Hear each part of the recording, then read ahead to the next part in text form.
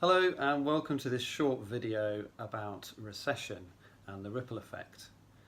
Recession occurs when there's a decrease in the amount of money spent in the economy, the amount of goods sold, and we have to measure that using the level of gross domestic product. So that's the value of all the goods and services sold across the whole economy of a country.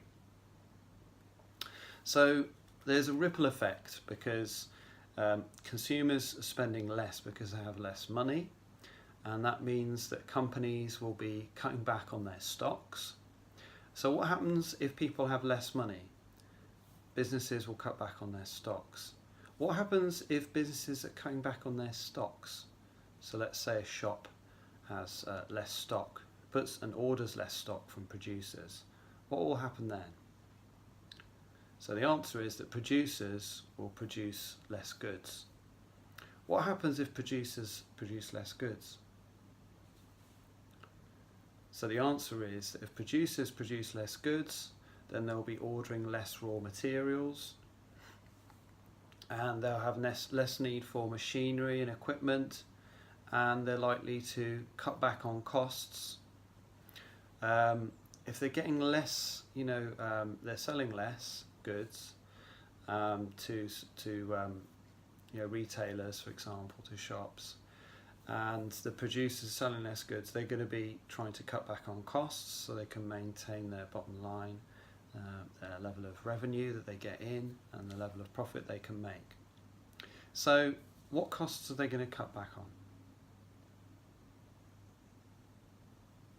So the answer is the level of costs, or the types of costs they'll cut back on if they're selling less goods, will include raw materials. It'll include workers. Okay, they're going to cut back on wages because that's a key cost for the business. So if they're cutting back on workers, what's going to happen next? What effects will that have?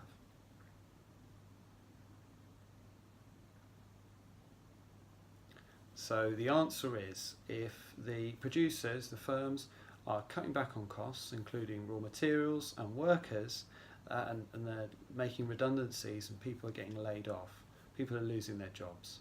So people are going to have less money, generally, across the economy. And so obviously this means people have less money, so they'll be spending less.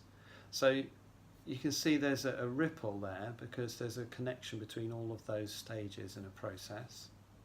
Just like when a drop of water hits water, and the waves ripple out from the centre, and so everything in the water is affected by that one event.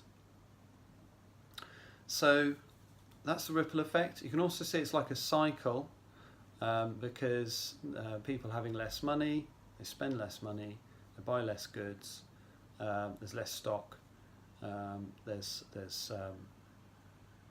producers likely to invest less and spend less money and cut back on costs, and it'll have a knock-on effect. Less people are employed, and they'll have less money, so that'll keep happening, and that will cause a recession.